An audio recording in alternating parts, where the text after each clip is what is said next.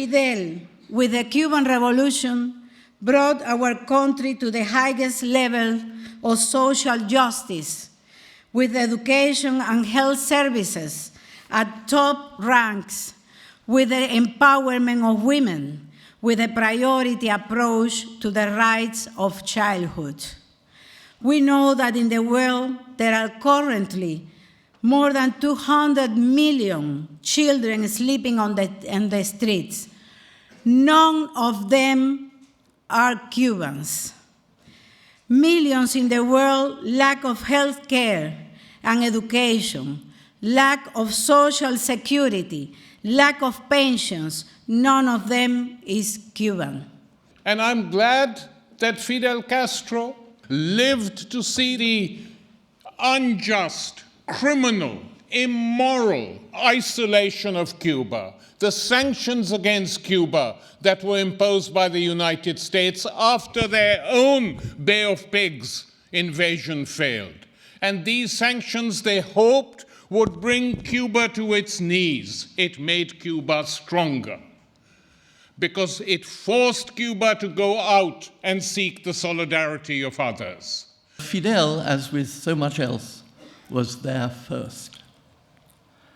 Soon, Fidel had moved to extending the hand of friendship to the burgeoning civil rights movement in the United States, and then, all importantly, to Africa. In 14 years of war, over 300,000 Cubans, doctors, teachers, and engineers, as well as soldiers, played an important role in Angola. More than 2,000 lost their lives. In 1988, Fidel sent in more Cuban troops for the decisive battle at Guanahara and directed operations from Cuba. The defeat of the South African army drove a large nail into the coffin of apartheid and helped advance the struggle of the South African people. What Fidel and Cuba has done for the Angolans is something that has got no price to pay. You cannot pay that. We are so thankful. And in 1988, when we had the Batalha Cuito-Conaval, which changed the whole landscape of Southern Africa, because that was a very decisive battle, Cuban Fidel sent more troops to Angola, the best pilots, engineers, even fight jets. From its earliest days, the Cuban Revolution has itself been a source of inspiration to all freedom-loving people. The words of Nelson Mandela when he shared a platform with Fidel Castro on the 26th of July 1991 in Matanzas, Cuba.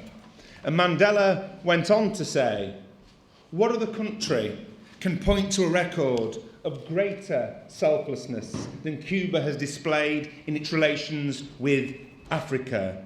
How many countries of the world benefit from Cuban health workers or educationalists? How many of these are in Africa? Where is the country that has sought Cuban help and has had it refused? How many countries under threat from imperialism or struggling for national liberation have been able to count on Cuban support?" Fidel is dead, but his life remains with us as a lesson, one which we will continue learning from, because a better world is possible.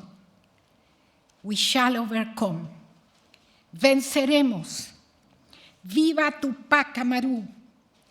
Viva Bolívar. Viva Martí.